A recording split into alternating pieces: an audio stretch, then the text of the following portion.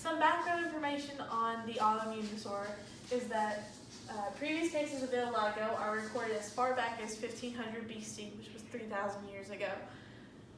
Early cases of vitiligo were commonly confused with leprosy, therefore causing those with vitiligo to be shunned by their surrounding culture.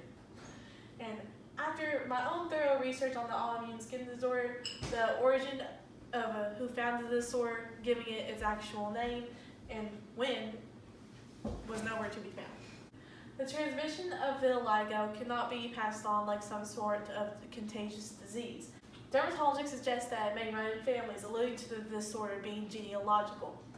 However, this is multifactorial, as a case of vitiligo has never been seen or recorded as being passed down generationally with consistency. So it may skip a few generations, or it spans out in branches of the family. The causes of vitiligo, it's described as an autoimmune disorder, and autoimmune means that the body's immune system attacks its own tissue and organs. The case being that the immune system is attacking the melanocytes, the pigmentation cells, in the skin. The difference and variation of over 30 genes has been associated with the development of vitiligo, including NLRP1 and PTPN22. The symptoms of vitiligo is the loss of pigmentation in skin and patches on the face, scalp, mouth, bodily orifices, hands, arms, and places where bones are close to the skin, which are bony prominences. Premature hair whitening. And here is a photo of a hand of a person who has vitiligo. Treatment or cure.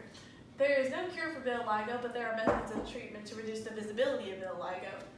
To start off with, there's no medical treatment. People often will end up using cosmetics to cover the site of small areas that have lost their natural pigmentation, usually on the face.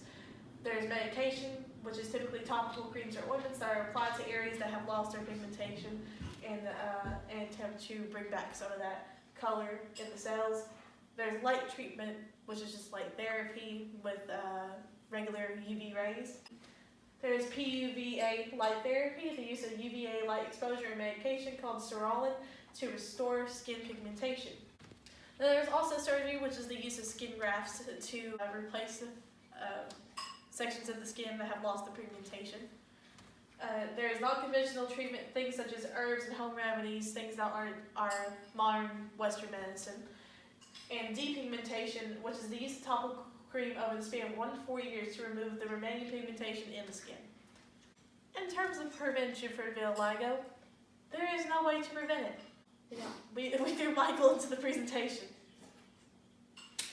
And see, you can see here the patchiness of the skin in terms of pigmentation. Some facts that you may or may not know about vitiligo.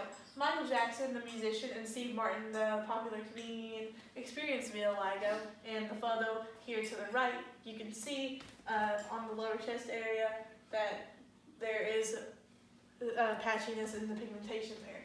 Instead of hiding vitiligo, some women and men with the disorder recently have turned to modeling as a profession to change the standard of beauty. And vitiligo is usually seen in those affected in their early to late 20s.